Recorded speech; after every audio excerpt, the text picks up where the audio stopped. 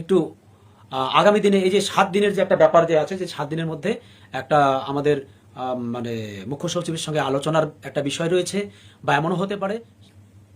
নমস্কার এবং সালাম বন্ধুরা, আমি সিরাজ খান। আজকে বাড়ি পৌঁছালাম কলকাতার থেকে।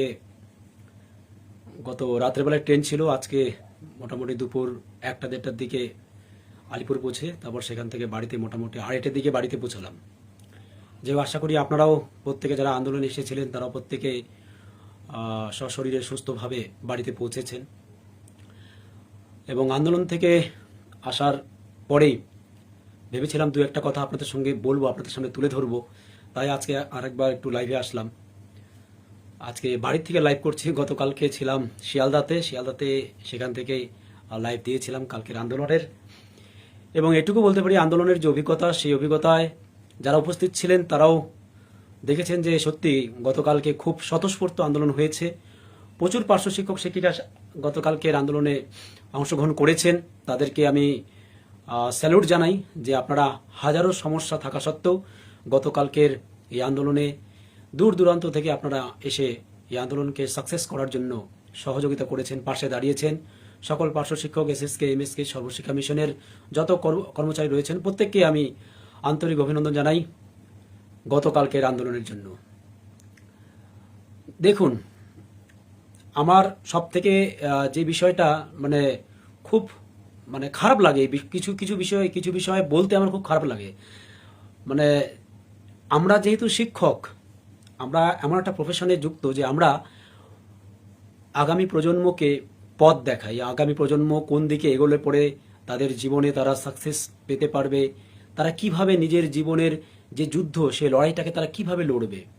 কারণ বর্তমান সমাজ, বর্তমান যা পরিস্থিতি, এটা এতটা সহজ সময় নয়। চারিদিকে কম্পিটিশন, চারিদিকে যে ধরনের সমস্যা, এত সমস্যার মাঝে নিজেকে কিভাবে এগিয়ে নিয়ে যেতে হবে, আমরা এই ধরনের জ্ঞানগুলো, এই ধরনের বিষয়গুলো আমাদের ছাত্রছাত্রীদের সামনে তুলে ধরি। তাদেরকে আমরা আগামী দিনের পথ দেখাই যে দেখো, একবার পরীক্ষায় ফেল করলেই এমনটা নয় যে তুমি ভেঙে পড়ে যাবে, আর পরীক্ষায় পাশ করতে পারবে না, তোমার কাছে আর কোনো সুযোগ নেই, তোমার জীবন শেষ, তোমার লাইফ শেষ, সব কিছু শেষ। এটা কি কোনোদিন আমরা কোনো ছাত্রছাত্রী কি বলি? কোনোদিনও না। আমরা বলি যে একবার ফেল হয়েছো বা কম নম্বর পেয়েছো, কোনো সমস্যা নেই, তুমি আবার চেষ্টা করো, তুমি আবার পাবে, তুমি আবার এগিয়ে যাবে। এক না একদিন তুমি খুব ভালো নম্বর নিয়ে একটা ভালো জায়গায় অবশ্যই পৌঁছাবে। আমরা এই কথাগুলো কিন্তু আমাদের ছাত্রছাত্রীদের বোঝাই, কিন্তু দুর্ভাগ্যের বিষয় আমরা কতটুকু এই বিষয়গুলোকে উপলব্ধি করি। বোঝার কথাটা আমরা তো বুঝি বলে তো বোঝাই, কিন্তু আমরা নিজেরাই কতটা সেই কথাগুলোকে উপলব্ধি করি, বিশ্বাস করি। আজকে আমাদের গত কালকের আন্দোলনে অনেক রকম মন্তব্য করেছে, হ্যাঁ কিচ্ছু হবে না, অনেক আন্দোলন হয়েছে, কিচ্ছু হবে না, এগুলো করে কোনো লাভ নেই। আমি তাদেরকে মানে আমার ভাবতেও অবাক লাগে, এরা নিজেদেরকে শিক্ষক শিক্ষিকা বলে দাবি করে কিভাবে, আমি তো এটাই অথচ মানে বললে পরে বিষয়টা একটু অন্যরকম হবে। তবু আমি বলছি না। সোনালিকা ম্যাডাম, স্যালুট আপনাদেরকেও যারা এই আন্দোলনে স্বতঃস্ফূর্ত অংশগ্রহণ করেছেন। অনেকে বিশেষ কারণবশত হয়তো যায়নি, বাড়িতে অনেকের অনেক রকম সমস্যা থাকে, সব সময় সেই সমস্যাগুলোকে ওভারকাম করে আসা যায় না। তাদের কাছে আমার কোনো অভিযোগ নেই, এবং বিশ্বাস করবেন আমার কারো প্রতি কোনো অভিযোগ নেই। যারা আসেনি তাদের প্রতিও আমার কোনো অভিযোগ নেই, যারা এসছে তাদেরকে তো আমি স্যালুট জানাই। কিন্তু যারা আসেনি, মানে কোনো সমস্যা না থাকাতেও বা বিভিন্ন রকম অজুহাত দেখিয়েছেন যে ওদের ওদের বা যারা এরকম চিন্তা ভাবনা করে ওরা গেছে, ওরা করলে পরে আমাদেরও হবে, বা কোনো সমস্যা ছিল না, গেলে যেতেই পারতাম। আমার তাদের প্রতি একটু অভিযোগ এটাই, জানি না যে আপনারা শিক্ষক শিক্ষিকা হিসেবে কিভাবে নিজের ছাত্রছাত্রীদেরকে উদ্বুদ্ধ করেন, বা আদৌ কি সেই সমস্ত ছাত্রছাত্রীরা আপনাদের দেখে উদ্বুদ্ধ হয় কি, বা সমাজ আজকের যে আমরা যে অনেকগুলো কথা বলি যে আজকের ছেলেমেয়েরা, ছাত্রছাত্রীরা অনেকটাই যেন কেমন হয়ে গেছে, তারা তাদের স্যারকে, ম্যাডামদেরকে খুব একটা শ্রদ্ধা বা সেই জায়গাটা কিন্তু নেই, সেই জায়গাটাই প্রায় অনেকটাই ভেঙে গেছে। তার পিছনে কি কারণ কি শুধু ছাত্রছাত্রীদের, তাদের গার্জিয়ানদের, নাকি সে তার পিছনে কারণটা কিছুটা আমাদেরও? আমরা কতটুকু সমাজে ঘটে যাওয়া যে অন্যায়ের কথা বাদ দিয়ে আমাদের প্রতি যে অন্যায়গুলো হচ্ছে, আমাদের প্রতি যে বঞ্চনা হচ্ছে, সেই বঞ্চনার বিরুদ্ধে আমরা কতটুকু সজাগ, আমরা কতটুকু প্রতিবাদ করি, এটাও তো দেখার বিষয়। তার কারণ একটা জিনিস আমি জানি, আমি আমার লাইফে, আমার এই ছোট্ট জীবনকালে আমি যেটুকু শিখেছি, আমার মা বাবা, আমার শিক্ষক শিক্ষিকা, আমার গুরুদেব, তাদের কাছে একটা জিনিস আমি শিখেছি যে জীবনে কোনোদিনও অন্যায়ের সঙ্গে আপোষ করবে না। প্রতিবাদ অবশ্যই প্রয়োজন, কারণ সমাজের যারা মেরুদণ্ড তারা যদি প্রতিবাদ করতে যদি ভুলে যায় তাহলে সমাজ কোনোদিনও এগোতে পারবে না। আজকে আমরা বিভিন্ন রাজনৈতিক দলকে আমরা আমরা অনেক রকম সমালোচনা করি, সোশ্যাল মিডিয়ায় অনেক রকম সমালোচনা করি, অনেক রকম অনেক কথা বলি, ঠিক আছে, কিন্তু বাস্তবের মাটিতে আমরা কজন সে অন্যায়ের বিরুদ্ধে প্রতিবাদ করি? আমরা যারা বুঝি যে এটা খারাপ হচ্ছে, এটা ঠিক হচ্ছে না, এটা ভুল হচ্ছে, আমরা কতটুকু মাঠে নেমে সেই ভুলের বিরুদ্ধে প্রতিবাদ করি? বা অন্যরা যারা প্রতিবাদ করে, যারা প্রতিবাদ করার সাহস রাখে, তাদেরকে আমরা কতটুকু সহযোগিতা করি বা সাথ দিই তাদের? এই প্রশ্নগুলো তো আমাদেরকে করতে হবে নিজেকে। তাই আমি শুধু এইটুকুই বলবো, আপনারা যারা এই পেশায় যারা যুক্ত, আপনাদের দায়িত্ব শুধুমাত্র এটা নয় যে আমার বেতন বৃদ্ধি হলেই আমার দায়িত্ব অনেক। শুধু আমার নয়, প্রত্যেকে যারা যারা ছিলেন তাদেরকেই আমি তারা প্রত্যেকে প্রশংসার যোগ্য, কারণ তাদেরকে বাদ দিয়ে তো আমি একা কিছু নই। তো জাস্ট আমি এটুকুই বলবো, আমরা শিক্ষক হিসেবে আমাদের যে দায়িত্ব, সেই দায়িত্বটাকে শুধুমাত্র আমাদের বঞ্চনা, আমাদের যে বেতন বৃদ্ধির সেটা নিয়ে শুধু আমরা সোশ্যাল মিডিয়ায় হোয়াটসঅ্যাপে খালি লিখবো আর জিজ্ঞেস করব গতকালকে কি হলো, গতকালকের সাথে কি হলো, কেন গতকালকে আপনি ছিলেন না? গতকালকে থাকলে পরে ওখানে তো জানতে পারতেন। তো এই যে বাড়িতে বসে আমরা অনেকেই খবর নেওয়ার যে চিন্তা ভাবনাগুলো করি, এগুলোর থেকে বেরিয়ে আসতে হবে। আগামী দিনের জন্য প্রস্তুতি নিন, মানসিকভাবে প্রস্তুতি নিন, কারণ একটা আন্দোলন আমরা করেছি, অনেক কটা আন্দোলন করেছি। আমি আবারও আমার এই কথাগুলো বলতে একটু হাসি পায়, তার কারণ আমার শিক্ষক শিক্ষিকাদের এই কথাগুলোকে বোঝাতে হয়, আমার এই জন্য হাসি পায়। যে একটা জিনিস দেখবেন, ভারতবর্ষ যে পরাধীনতার যে কাহিনী, সেটা একটু পড়ুন না, যে ভারতবর্ষে স্বাধীনতা আনতে গিয়ে কতগুলো আন্দোলন করতে হয়েছিল, চরমপন্থী নরমপন্থী প্রত্যেককেই কতগুলো আন্দোলন করতে হয়েছিল। ইতিহাসের পাতা খুঁজলে পরেই আপনারা পেয়ে যাবেন যে আন্দোলন কতদিন করতে হয়েছিল, কত বছর করতে হয়েছিল, আর কতগুলো আন্দোলন করতে হয়েছিল। সেই আন্দোলনগুলো যদি একটুখানি দেখেন তাহলে হয়তো বুঝতে পারবেন যে বিপ্লব বা পরিবর্তন এত সহজে আসে না। ঠিক আছে, যে কোনো স্বৈরাচারী সরকার হোক, স্বৈরাচারী সংগঠন হোক, যেই হোক না কেন, তাদের বিরুদ্ধে বা তাদের বিরুদ্ধে আন্দোলন করতে গেলে বা আমাদের কোনো ন্যায্য দাবি যদি থাকে, সেই দাবির পক্ষে যদি আমাদের আন্দোলন করতে হয়, খুব সহজেই যে এক দুটো আন্দোলনে আপনি সবকিছু পেয়ে যাবেন এমনটা নয়। একজন প্রশ্ন করেছিলেন যে 2018-তে যে বেতন বৃদ্ধি হয়েছিল তখন কোন আন্দোলন করেছিলেন? আমি তার তার সেই কি যেন কি বিশ্বাস আমার কমেন্ট করেছিলেন, তাকে বলতে চাই 2018-তে ফেব্রুয়ারি মাসে 6 তারিখ থেকে আমরা লাগাতার স্কুল বয়কটের ডাক দিয়েছিলাম। ইভেন 2017-র আগে ডিসেম্বর মাসে অর্থাৎ 2017-তে ডিসেম্বরের দিকে অনেক কটা কিন্তু ডেপুটেশন এবং আন্দোলন বিভিন্ন জেলায় জেলায় দিয়েছিলাম, তার সাক্ষী আমিও আছি। আমরাও আমাদের জেলায় বিভিন্ন জেলায় জেলায় ডেপুটেশন দিয়েছিলাম। ইভেন ফেব্রুয়ারি মাসের 6 তারিখ থেকে আমরা লাগাতার স্কুল বয়কটের ডাক দিয়েছিলাম। তারপরে 8 তারিখ কি 9 তারিখে মাননীয়া আমাদের বেতন বৃদ্ধির ঘোষণা করেন, মানে দীর্ঘ 8 বছর পর। তো আন্দোলন কিছু এনে দেয় না এমনটা নয়। আজকে আমরা যতটুকুই পাচ্ছি, আমাদের যে 3% কেড়ে নিয়েছিল সেটাও আন্দোলনের ফসল। ঠিক আছে, সরকারের কানে যে কোনো কিছু যায় না, প্রভাব পড়ে না। আজকে এই আন্দোলনগুলোকে সরকার কেন আটকায়? আপনি একটা নিজে ভাবুন না, আন্দোলনগুলোকে সরকার কেন আটকে রাখে বা আন্দোলন করতে দেয় না কেন? কারণ আন্দোলন প্রত্যেকটা সরকার, রাজনৈতিক দল কিন্তু ভয় পায় যদি আন্দোলন যদি অন্যরকম রূপরেখা যদি নিয়ে নেয়। আজকে নেপাল বলুন, নেপালে কি এমনি এমনি এসে গেছে পরিবর্তন? বাংলাদেশে কি এমনি এমনি পরিবর্তন এসে গেছে? না বন্ধুরা, ওইভাবে পরিবর্তন আসেনি। সেখানে বিপ্লব এসেছে, সেখানকার জনগণ, সাধারণ মানুষ প্রত্যেকে রাস্তায় নেমেছে, প্রত্যেকে তাদের বঞ্চনার প্রতিবাদে তারা কিন্তু সোচ্চার হয়েছে। যখন তারা প্রত্যেকের রাস্তায় নেমেছে, সোচ্চার হয়েছে, পরিবর্তন আসতে বাধ্য হয়েছে। তেমনটাই আপনারা যদি মনে করেন যে ঘরে বসে থেকেই ওদের হলে আমাদের হবে, এই চিন্তাভাবনা নিয়ে আমরা থাকবো আর আমাদের সব হয়ে যাবে, এমনটা নয়। আমি বারবার এক কথাই বলি, রাস্তার আন্দোলন সংখ্যাই শেষ কথা, রাস্তার আন্দোলন সংখ্যাই শেষ কথা। বারবার এই কথাটা বলি এবং হাজারবার এই কথাটাই বলবো। আপনারা যারা নিরাশাবাদী অর্থাৎ এই হবে না, কিচ্ছু হবে না, আপনারা দেখবেন, আপনারা মিলে নেবেন, আপনাদের জীবনে আপনারা বড় কিছু করতে পারেননি, জীবনে কোনো কিছু করতেও পারবেন না।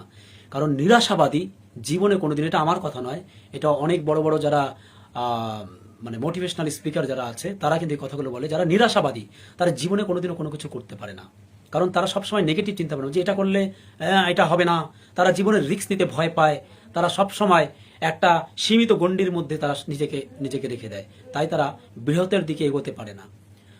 যে দেখবেন যে যখন ঝড় বৃষ্টি আসে,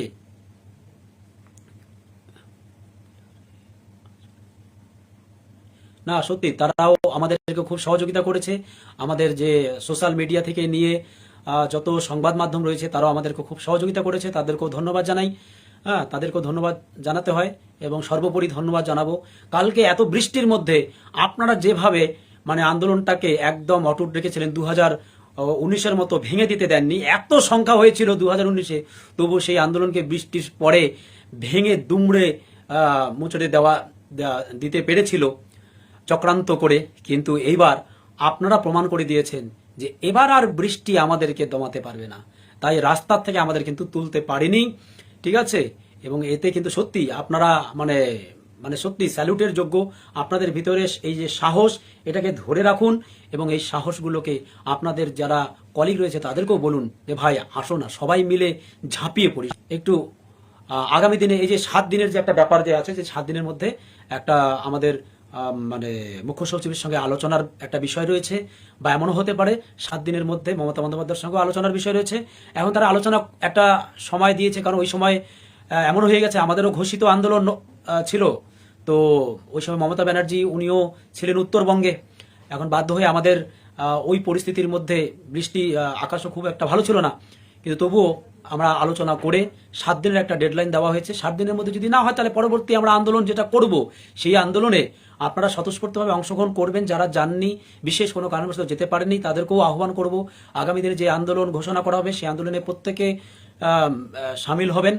ভেঙে পড়বেন না, ভেঙে পড়লে কোনো কিছু হয় না, ভেঙে পড়বেন না, সাহস রাখুন, ঠিক আছে। সাহস রাখুন, অবশ্যই অবশ্যই আমাদের ভালো কিছু হবে যদি আমরা প্রত্যেকে যদি ঐক্যবদ্ধভাবে থাকি। এই নেগেটিভ চিন্তা ভাবনাগুলো মাথা থেকে যদি বের করে দিই যে না আমাদের কিছু হবে না, কিছু হবে না, এরকম নেগেটিভ চিন্তা ভাবনা বের করে দিয়ে আসুন না সবাই মিলে আগামী দিনের জন্য মানসিকভাবে তৈরি হই। আগামী দিনে যদি এর থেকে বড় কোনো আন্দোলন করতে হয়, যদি বড় কোনো জমায়েত যদি আমাদের কলকাতার বুঝে দিতে হয়, যদি 50,000, যেমন গতকালকের আন্দোলনে মোটামুটি 8 থেকে 10,000 এর জনসংখ্যা ছিল, এটা কম নয় কিন্তু। তো আগামী দিনে এটাই যদি 3 গুণ 4 গুণ 5 গুণ যদি করতে পারি, তাহলে ধরে নেন আমাদের দাবি কিন্তু মানে পূরণ হওয়ার একটা বিশাল বড় সুযোগ কিন্তু থাকবে। দেখুন ফাইল নবান্নে পড়ে আছে, যা সেটাকে একটুখানি এগিয়ে দেওয়ার একটা কাজ, ঠিক আছে। তো আমি চাই আপনারা সকলে একটু মানসিকভাবে প্রস্তুতি নিন আগামী দিনের আন্দোলনের, ঠিক আছে। নেগেটিভ চিন্তাভাবনা করবেন না, নেগেটিভ চিন্তাভাবনা মানুষকে শেষ করে দেয় যে কোনো জায়গা থেকেই। জীবনে ভালো কিছু যদি করতে চান, জীবনে যদি এগোতে চান, সবসময় পজিটিভ হতে হবে। আজকে আপনারা অনেকেই আমাকে বলেন, আরে সিরাজ ভাই তুমি অনেক এগিয়ে গেছো, তুমি ব্যবসা করছো, ব্যবসায় অনেক এগিয়ে গেছো, অনেক ভালো কিছু করছো, তুমি নাকি বাড়িতে নার্সিং হোম করছো। আহ আহ, কাল কথা বলা, আচ্ছা ঠিক আছে, নেক্সট টাইম আবার কথা হবে ম্যাডাম, টেনশন নেই। আমার নাম্বার আছে, এই এই ইসেতেও নাম্বার রয়েছে, ফোনও করতে পারেন। তো আমার এই উন্নতির পিছনে সব থেকে বড় কারণ জানেন কি, আমি কিন্তু নিরাশাবাদী নই, আমি আশাবাদী মানুষ। আর জীবনে সাকসেস তারাই আনতে পারে যারা আশাবাদী, তাদের জীবনের প্রতি আশাবাদী। আমরা সবাই মিলে নর্থ বেঙ্গলকে আমরা একত্রিত করবো এবং নর্থ বেঙ্গল একত্রিত থাকবেই। এবং আগামী দিনে নর্থ বেঙ্গলের সমস্ত পার্শ্ব শিক্ষক শিক্ষিকা আমরা একসঙ্গে একত্রিত হয়ে আগামী দিনের আন্দোলনের জন্য আমরা প্রস্তুতি নেব, এই কথা আমি দিচ্ছি। এবং আমাদের সকল পার্শ্ব শিক্ষক শিক্ষিকা তারা সকলে সাথ দেবেন, কারণ গতকালকের আন্দোলন অনেকের চোখ খুলে দিয়েছে। যে হারে মানুষের মানে জমায়েত হয়েছে, তাতে আগামী দিনের আন্দোলন আরও বৃহত্তর আন্দোলন হবে।